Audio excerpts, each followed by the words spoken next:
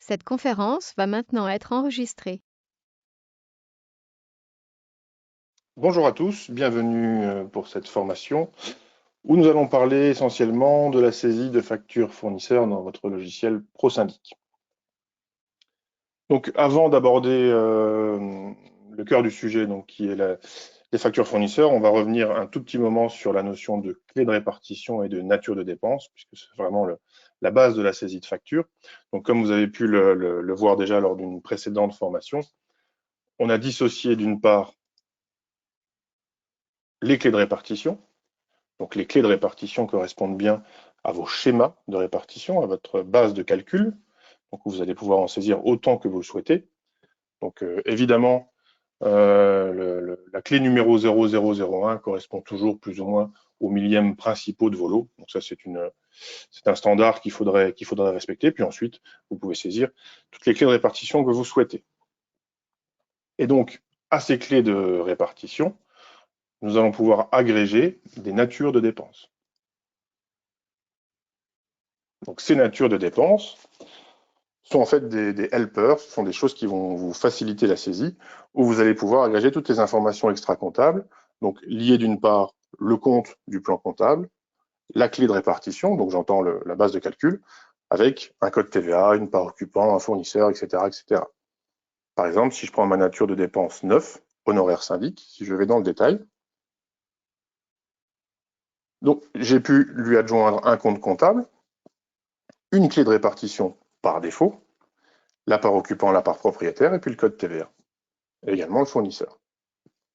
Donc ces informations ne sont pas cloisonnées, ne sont pas imposées, c'est-à-dire que ça va vous permettre de saisir plus rapidement vos factures, mais vous avez toujours la main sur la nature de dépense et sur l'extra comptable. Donc vous pouvez très bien saisir une nature de dépense et puis ensuite aller changer la clé de répartition exceptionnellement. Donc voilà pour le bref rappel du fonctionnement des répartitions dans le logiciel. Là, maintenant, nous allons attaquer la saisie de factures fournisseurs. Alors la saisie de factures se passe dans la comptabilité facture fournisseur.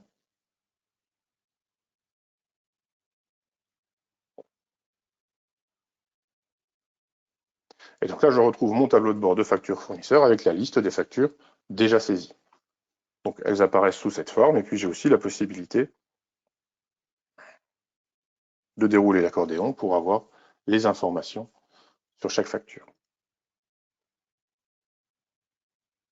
J'ai bien évidemment la possibilité d'utiliser le moteur de recherche, donc pour trier par date, par fournisseur, par référence, également pour afficher les factures en attente de paiement. Ça, on le verra un petit peu plus tard. Donc on va commencer par le plus simple, une saisie de facture basique. Donc je clique sur Nouvelle facture fournisseur.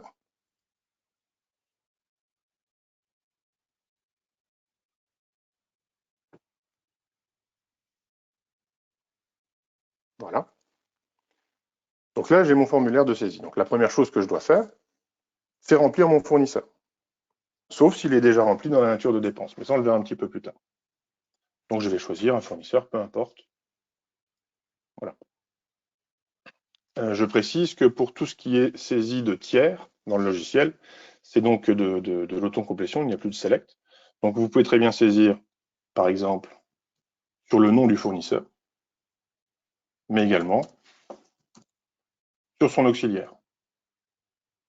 Tous les champs sont disponibles lorsque vous allez taper pour faire une recherche. Je vais ensuite saisir une référence facture, ainsi qu'un libellé. Facture simple, fournisseur. Je peux lui lier un code journal. Donc par défaut, le code journal, c'est le code journal des achats, ACH. Sachez que, on le verra certainement plus tard dans une autre formation comptable, que vous avez la possibilité de gérer vos propres codes journaux et de définir quel code journal est assigné par défaut aux factures fournisseurs. Donc là, pour l'instant, on va garder le ACH. Je lui gère une date, par exemple le 15 mai, et donc il me reste ensuite à saisir mes postes de charge. Pour ce premier exemple, on va faire une facture très simple avec un seul poste de charge. Donc j'ai la possibilité d'aller chercher mon compte comptable directement ici. Alors avec le même principe d'autocomplétion, donc vous pouvez taper électricité par exemple, regardez, si je tape électricité, il va me chercher tous les postes d'électricité. Je choisis une clé de répartition, une part occupant une part propriétaire, un code TVA et un montant. Je valide. Ça, c'est la méthode la plus simple, mais ce n'est pas forcément la méthode la plus rapide. Ce qu'on vous conseille de faire, c'est de pré-remplir déjà vos natures de dépenses pour vous faciliter la saisie. Donc, par exemple, si je souhaite saisir un honoraire de syndic, je clique sur la petite étoile ici, directement. Donc, vous voyez que là, je suis sur un nouveau formulaire de saisie vierge. Je clique sur la nouvelle étoile qui va m'ouvrir ma liste des natures de dépenses. Donc là, je retrouve toutes les natures de dépenses que j'ai saisies. Alors, vous allez pouvoir en définir par défaut, qui seront reprises automatiquement lors de la création de chaque copropriété. Et vous pouvez également personnaliser vos natures de dépenses par copropriété. Et donc là, je vais chercher mes honoraires de syndic. Donc on voit bien que j'ai un libellé, j'ai un fournisseur qui est lié, un compte comptable, une clé, et puis tout mon extra comptable, à savoir la part occupant, et puis le code TVA. Donc il me suffit simplement de cliquer, et mon formulaire est rempli. C'est-à-dire que j'ai maintenant le fournisseur qui est rempli, le libellé qui se remplit en fonction de ce que j'ai sur la nature de dépense, mais également toutes les imputations comptables nécessaires. Donc le compte comptable est ici, la clé de répartition, la part propriétaire, le code TVA. Donc finalement, je n'ai plus qu'à remplir une référence et un montant. Et puis, je peux très bien rajouter un poste. Je reclique sur nature de dépense. Et puis, cette fois, je cherchais utilisation salle de réunion, par exemple. Et là, il me retrouve les informations que j'ai saisies dans mes natures de dépenses. Comme je vous l'ai expliqué tout à l'heure, rien n'est imposé. C'est-à-dire que vous avez choisi la nature de dépense utilisation de salle de réunion, mais vous pouvez exceptionnellement faire une modification, par exemple au niveau de la clé, en la répartissant à part égale, par exemple, ou alors au niveau de la part propriétaire, ou même au niveau du code TVA. Donc les natures de dépenses vous facilitent la saisie, mais ne vous imposent en rien un schéma ou des contraintes de saisie. Là, je vais mettre par exemple 800 euros. Voilà. Ensuite, il ne me reste plus qu'à valider. Voilà. Donc par défaut, on revient sur un nouveau formulaire de saisie, mais si je reviens ici, j'ai bien ma liste de factures. Donc avec toujours la possibilité de voir les détails. J'ai également la possibilité, pour ces factures, de leur adjoindre une pièce jointe. Donc un fichier, généralement un fichier scanné. Donc par exemple, si je vais prendre, allez, celle-ci, donc je vais dans le détail de ma facture, et puis en dessous, j'ai ajouté un fichier. Donc si je clique sur ajouter un fichier, je peux aller joindre un fichier scanné qui va automatiquement se lier à la facture. Vous avez la possibilité de mettre un fichier, mais vous pouvez en mettre également plusieurs. Vous n'êtes pas limité à un seul fichier par facture. Et je clique sur modifier. Et donc dès lors que j'ai lié un fichier, vous voyez, alors je ne sais pas si à l'écran ça se voit, vous avez l'icône de document central qui n'est plus grisé. Donc je clique ici sur afficher le document. Hop. Et je retrouve mon document scanné. Alors on me pose la question, est-ce que le fichier scanné se verra aussi dans l'extranet? Alors pour l'instant non. Donc seuls les documents liés au copropriétaire se voient dans l'extranet pour chaque copropriétaire, mais on prévoit de joindre à l'extranet, donc visible par tous les copropriétaires, l'état des dépenses. Donc l'état des dépenses, concrètement, c'est la liste de toutes les charges de la copropriété pour l'exercice. Et donc dans l'état des dépenses, il y aura effectivement ce petit icône à côté de chaque ligne qui vous permettra, qui permettra aux copropriétaires qui se connectent à l'extranet de consulter le fichier scanné. Voilà. Mais pour l'instant, non. Effectivement, dans un premier temps, ce que vous allez retrouver dans l'extranet, ce sont surtout les documents fournisseurs, copropriétaires. Donc voilà pour la saisie basique de facture. On peut voir également assez rapidement la saisie de frais privatifs. Donc ça ne change pas énormément de votre logiciel actuel, j'imagine. Je mets une référence. Alors au niveau des références, il y a un contrôle de doublon sur le couple fournisseur référence facture. Alors on va essayer de le reproduire pour que vous puissiez voir. Donc par exemple, si je prends le fournisseur Sud Énergie et que je lui donne la référence ref 09, on va essayer. Donc je prends ce que j'ai fait. Je prends Sud Énergie et puis je mets la référence ref 09. Donc là, vous voyez, j'ai une alerte qui est assez discrète, hein, et qui vous dit attention, une facture similaire de 760 € a déjà été saisie. Vous avez la possibilité de la voir. Alors, ça ne bloque pas la saisie, mais ça vous informe simplement que pour ce fournisseur, il existe déjà une référence fournisseur de ce type. Donc, ça vous évite de saisir les factures en double par inadvertance, ou au moins ça vous permet de checker. Alors là, libellé, on va mettre facture prêt privatif. La génération des codes barres est prévue? Oui, tout à fait. C'est pas encore en place, mais évidemment, c'est une fonctionnalité que vous aviez et qu'on va remettre sur ce logiciel. En ref interne, le code dossier n'est plus visible. Alors c'est un développement qu'on a quasiment terminé, donc ça va reprendre exactement les mêmes schémas que vous aviez dans l'ancien logiciel. Donc vous allez pouvoir saisir le code dossier, le code exercice, et puis choisir votre type de numérotation. Pour le moment, ce qu'on vous propose là, aujourd'hui, c'est la numérotation interne par défaut du logiciel, mais sachez que le développement est terminé, il est juste en phase de recette. On est en train de le tester et il sortira, je pense, cette semaine. Alors, donc j'ai saisi mes informations générales. Je saisis une date, le 10 mai 2021 par exemple. Et donc là, je décide de choisir des frais privatifs. Donc pour assigner des frais privatifs, je clique ici sur l'autre bouton, donc de l'autre côté de l'interface de saisie du compte comptable, définir un frais privatif. Donc en cliquant ici, je vais chercher un copropriétaire, un lot, je saisis un montant et je valide. Donc si je retourne sur ma liste de factures, j'ai bien mes frais privatifs qui sont ici. Et le logiciel, donc, automatiquement, passe une OD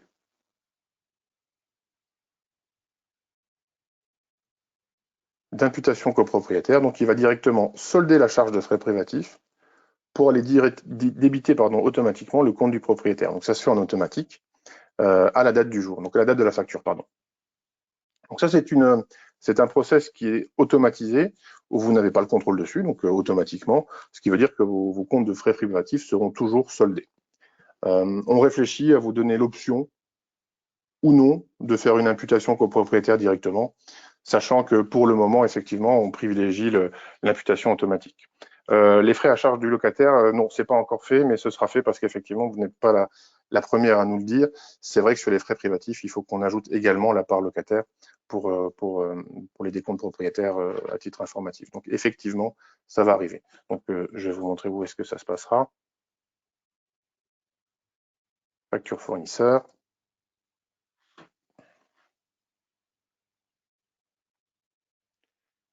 Donc, ce sera exactement la même interface de saisie, sauf que simplement, vous voyez, la part propriétaire et la part occupant que vous voyez par défaut. Si je mets par exemple ici part propriétaire et la part occupant sur un frais privatif, bah, automatiquement sur votre décompte, la part occupant sera injectée. Mais ce sera toujours à titre informatif. On va certainement, au cours de l'été, je pense, ajouter la gestion des locataires, même si effectivement ce n'est pas une obligation, on va vous le proposer. Donc là, effectivement, il y aura peut-être un petit peu plus d'options, un peu plus de possibilités pour les frais privatifs en part occupant. Alors l'encodage automatique des factures par contrat comme les avances gaz est toujours possible? Oui, oui, tout à fait. On va le voir d'ici peu de temps, mais effectivement, vous avez toujours la possibilité de travailler avec des contrats. Alors,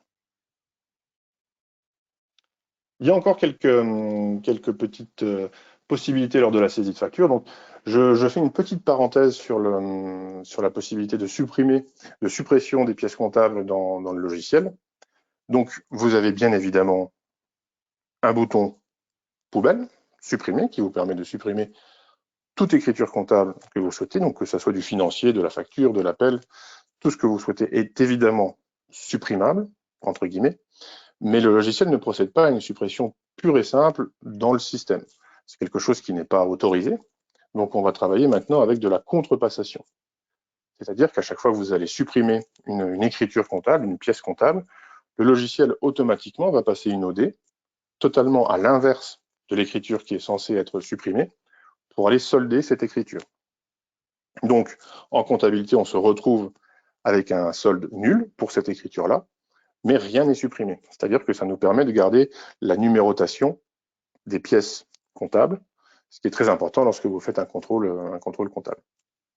Alors, par défaut, absolument partout dans le logiciel, les écritures contrepassées n'apparaissent pas. Donc, c'est comme si vous avez une suppression. Donc, ça ne change rien à l'utilisation pour vous.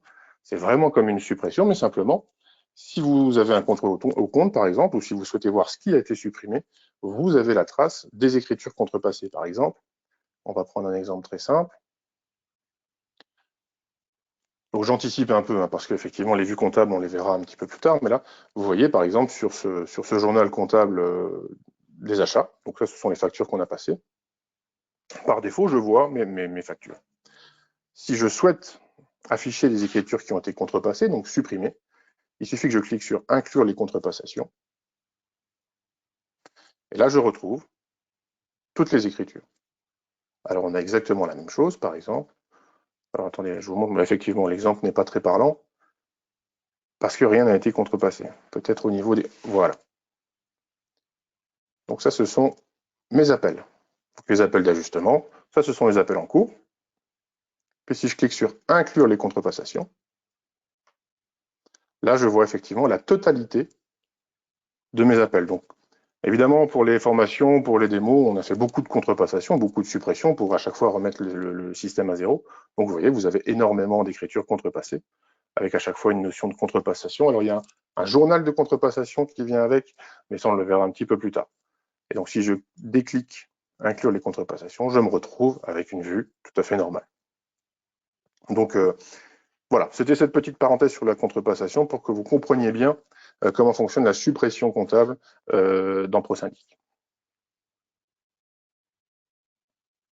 Alors, je retourne dans mes factures fournisseurs. Alors, j'ai aussi la possibilité, lorsque je saisis une facture, alors on va aller chercher par exemple aux parties communes, hop, une référence, et puis un montant par exemple de 456 €. En cliquant ici sur facture prélevée, donc par exemple c'est une facture que j'ai reçue, on va dire le 20 mai, alors le terme prélevé, je ne sais pas si c'est vraiment le bon, c'est simplement pour indiquer que la facture a été payée. Et donc on peut dire qu'elle a été prélevée par exemple le 22. Donc simplement en cliquant sur valider. Donc ma facture a bien été saisie. Si je vais sur le 456 €, elle est ici. Mais si je vais par exemple, on peut aller sur la balance générale, on voit qu'au niveau de ma banque, la facture est déjà considérée comme payée. C'est-à-dire que vous pouvez saisir votre facture et directement le paiement qui lui est lié. Alors, évidemment, puisque c'est automatisé, le logiciel va chercher le compte bancaire par défaut que vous avez défini pour la copropriété. Si vous avez plusieurs comptes bancaires, il va toujours aller chercher le compte bancaire par défaut. La seule information que vous devez lui transmettre, c'est la date du paiement. Voilà. Donc effectivement, si vous avez des factures en retard et que vous avez déjà payé, vous pouvez, en une saisie de facture, encoder non seulement la facture, mais également le paiement qui lui est lié. Et donc le lettrage comptable, financier, se fait évidemment. Donc la facture est considérée comme soldée. Alors, Ensuite, on va regarder aussi la possibilité de saisir une facture à ne pas payer. Donc, nouvelle facture.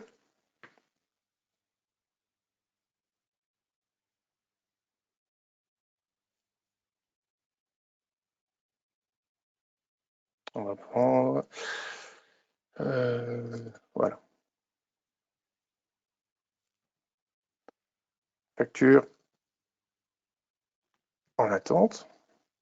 Et donc là, vous voyez, vous avez un petit bouton en attente de paiement. Vous pouvez mettre une raison.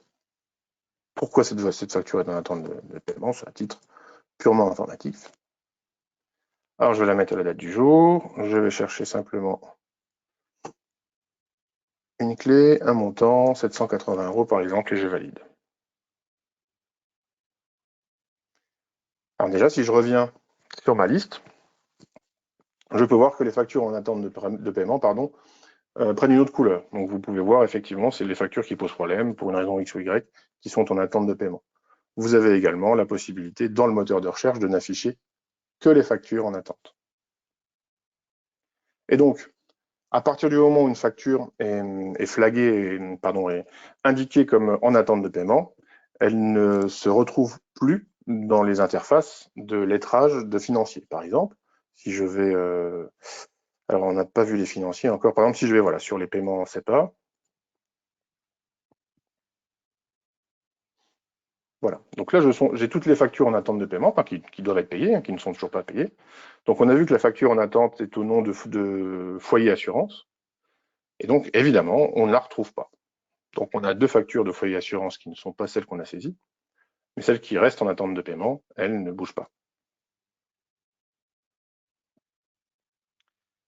Alors, option mutable. Donc les factures mutables et période, c'est déjà implémenté dans le logiciel. Alors vous savez qu'on a également une clientèle belge, donc ils ont effectivement le mutable et le période, donc c'est surtout pour les paiements sur des exercices à cheval, sur plusieurs exercices ou sur une imputation particulière.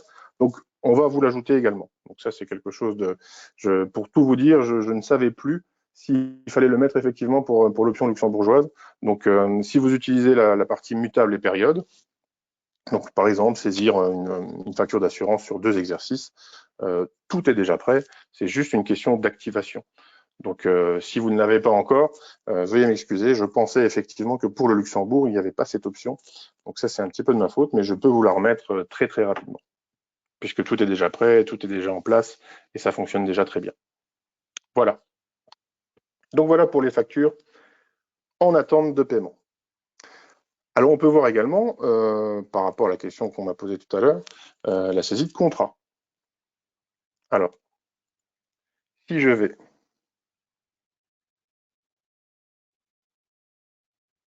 dans facture fournisseur, j'ai également contrat fournisseur. Donc là, j'en ai déjà saisi un, on va en refaire un depuis le début. Donc, nouveau contrat fournisseur.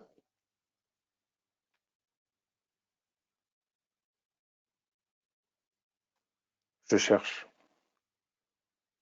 un fournisseur, le libellé du contrat, donc contrat mensuel, peu importe. Alors, ici, je lui donne une date de début période. Donc, on va dire pour le moment 1er janvier 2021. On a également le type de facturation. Donc, on peut faire une facturation à échoir ou une facturation échue. Donc, la facturation échue va dater la facture au dernier jour de la période. La facturation à échoir va dater la facture au premier jour de la période. Et donc ici, vous avez la possibilité d'indiquer une périodicité totalement configurable. Donc, la première, c'est tous les X mois. Donc, si vous voulez faire une facture mensuelle, vous cliquez sur 1, tous les 1 mois, tous les mois. Et puis la répétition, donc si vous voulez que ça soit uniquement annuel, vous pouvez faire 12 fois.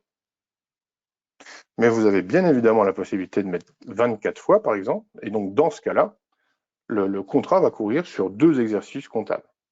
Si toutefois vous avez saisi l'exercice 2022. Là, pour notre exemple, on va peut-être pas polluer, enfin quoique, si on va mettre du mensuel, voilà, on en aura 12. Donc répétition 12 fois, tous les mois. Alors, Pour que le contrat soit actif, il faut le valider. Ici, on peut mettre un libellé de facture. Donc, on va mettre par exemple le contrat facture Léo mensuel. Et puis ici, je vais aller chercher mes comptes comptables. Donc, je peux aller en chercher plusieurs. Donc là, si vous voulez, l'interface de saisie des natures de dépenses, c'est exactement la même que pour les factures. Je choisis des charges différentes, un code différent, un montant. C'est un peu beaucoup pour du mensuel. Voilà. Et voilà. Et je valide. Voilà. Donc, mon contrat est saisi. On peut voir d'ailleurs qu'il est validé, puisqu'il a l'état vert. Je peux évidemment aller voir son détail. Donc, on a à peu près la même vue qu'on a dans les factures fournisseurs. Et donc, il me reste maintenant à émettre les factures mois après mois. Donc, on va commencer à parler tout doucement de l'outil de génération d'écriture planifiée que vous avez dans le logiciel. Donc, ça, c'est une nouveauté qu'on appelle le planificateur. Alors, le planificateur, il va vous permettre de générer vos factures récurrentes, redondantes, mais également tous vos appels de provision, vos fonds de roulement, etc., etc. Donc, pour accéder au planificateur, on va aller dans Comptabilité, Planificateur. Donc le planificateur est un outil assez puissant qui fonctionne en multi-copropriété, c'est-à-dire que vous allez avoir la possibilité d'émettre vos appels sur toutes les copropriétés d'un coup via ce petit moteur de recherche. Donc là, ce que vous voyez par défaut, lorsque vous arrivez dans le planificateur, vous arrivez par défaut sur la copropriété en cours, donc la résidence Neptune. Si vous cliquez sur toutes les copropriétés,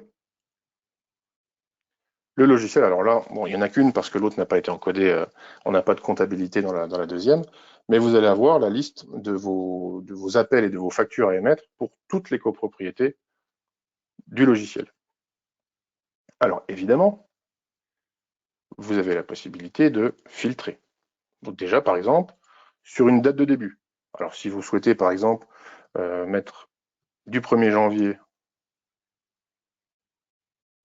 au 1er juin, voilà, je n'aurai que les factures et appels à émettre jusqu'à cette date-là.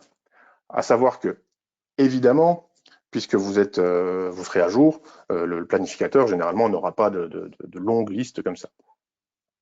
On peut aller chercher un fournisseur, si par exemple, je vais aller chercher uniquement les planifications de Léo, par exemple. Et puis, tous les types d'opérations, donc les appels, appels de fonds, provisions sur charge, fonds de roulement, les factures, mais également les factures d'honoraires, etc., etc. On peut masquer les opérations déjà comptabilisées, on peut également masquer les opérations en retard, si pour une raison ou pour une autre, vous décidez de ne pas les émettre. Et donc là, on se retrouve avec ce qui nous reste à émettre. Donc là, j'ai borné jusqu'au 1er juin 2021. Donc, je vais déjà m'occuper de mes factures qui sont en retard.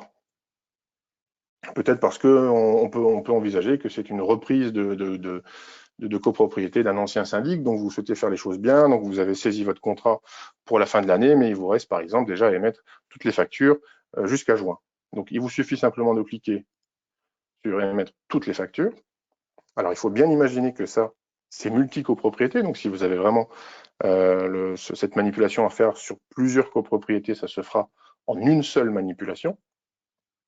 Et je clique sur comptabiliser 6 opérations. Hop. Et voilà. Donc là, en un clic, le logiciel est allé me générer 6 factures. Et donc, évidemment, vous voyez que le planificateur est vide maintenant, puisque je l'ai borné au 1er juin, et je n'ai plus rien à émettre jusqu'au 1er juin. Si par exemple, je vais jusqu'au bout de l'année, là, effectivement, on se retrouve avec ce qui nous reste à émettre pour l'année. Donc, on a des factures de juillet, de septembre, octobre, etc., etc. Si je vais dans mes factures fournisseurs, je retrouve mes factures de contrat qui ont été émises. Voilà.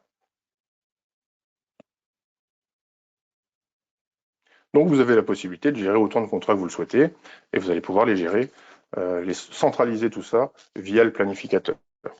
Lorsqu'on fera la formation sur les différents appels, on verra également le rôle du planificateur là-dessus. vous aurez une vision peut-être un petit peu plus précise de son utilité.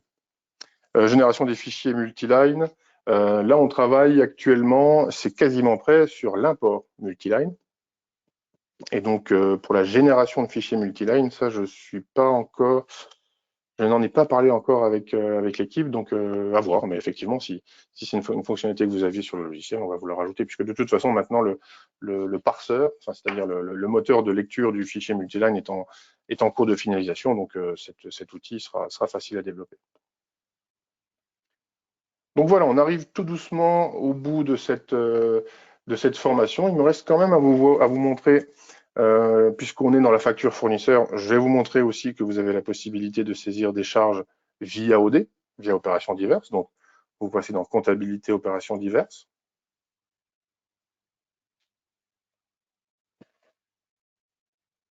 Vous faites nouveau. Et donc là, exactement de la même manière que dans les factures, vous avez un petit bouton nature de dépense où vous allez pouvoir aller chercher une nature de dépense. On va débiter par exemple 480, on rajoute une ligne pour une autre OD. Alors là, on va mettre peut-être un compte d'attente créditeur parce qu'on ne sait pas trop. Voilà. 480. Donc j'ai mon libellé, j'ai ma date, j'ai mon OD, je valide. Voilà. Donc là, effectivement, on ne va pas s'y attarder, mais les charges sont évidemment possibles d'être encodées via OD pour une raison X ou Y. Et puis pour terminer, je vais vous montrer la résultante première de la saisie de facture, qui est l'état des dépenses. Alors l'état des dépenses, on y accède via les états comptables, dépenses courantes. Donc là, si je me souviens bien, dans l'ancien logiciel, je crois que ça s'appelait le facturier ou quelque chose comme ça. Donc là, ça reprend la totalité de vos dépenses sur l'année. Alors, par défaut, c'est trié maintenant par clé de répartition. Alors, par clé de répartition, à la manière de ProSyndic, c'est-à-dire par schéma, par base de calcul. Donc, dans un premier temps, on a évidemment la clé charge commune, où ensuite on a un tri par nature de dépenses. Donc, les natures de dépenses que l'on a sélectionnées. On a également des dépenses sans nature qui peuvent se retrouver. Donc voilà, ça c'est la vue principale. C'est exactement cette vue-là, alors peu ou prou, qui sera reprise dans l'extranet pour vos copropriétaires. Vous avez également la possibilité de cliquer sur détailler par compte comptable. Donc là, vous récupérez un niveau de détail en plus, c'est-à-dire qu'en plus de la clé et de la nature, vous avez le compte. Donc là, ça permet effectivement à vos copropriétaires d'avoir vraiment le détail détaillé des dépenses du syndic. Alors, on réfléchit peut-être au fait de proposer un autre type de classement, d'abord par compte comptable, mais bon, c'est encore à l'étude et pour l'instant, effectivement, on préfère vous proposer cette hiérarchie-là.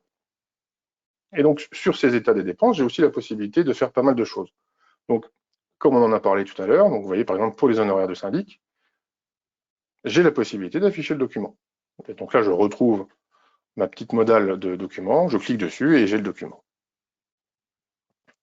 J'ai également la possibilité de modifier les parties extra-comptables de mes factures. Alors par exemple, si je prends la première facture, donc vous voyez que par exemple c'est une nature aux parties communes sur la clé et charges communes, on va peut-être prendre quelque chose d'un peu plus parlant. Voilà, donc vous voyez que le chauffage ici est sur la clé par égal. Donc je me rends compte que je me suis trompé au niveau de la saisie. Donc plutôt que de faire une contrepassation de tout ressaisir, en cliquant sur ce petit bouton, j'ai la possibilité de faire des modifications extra-comptables. Donc évidemment, il n'est pas question de modifier la date, évidemment, il n'est pas question de modifier le montant, puisque c'est passé en comptabilité, mais vous pouvez modifier tout le reste. C'est-à-dire, par exemple, la part propriétaire. Si vous êtes trompé dans la saisie de la part propriétaire, vous pouvez la réimputer.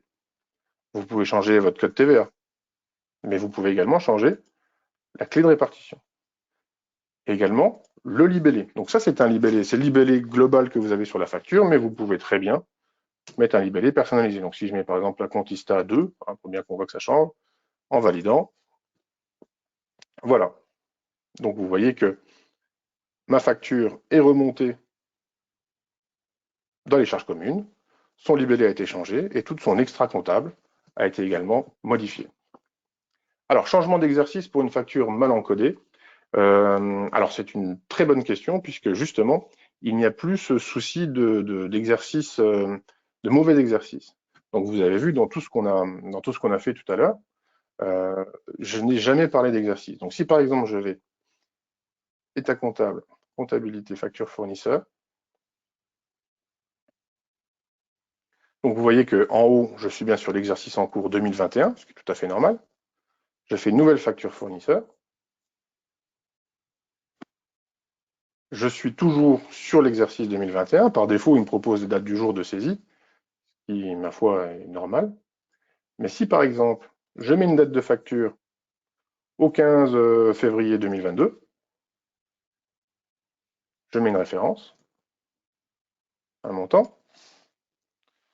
Là, il me dit qu'il y a déjà une référence à ce moment-là, donc on va changer.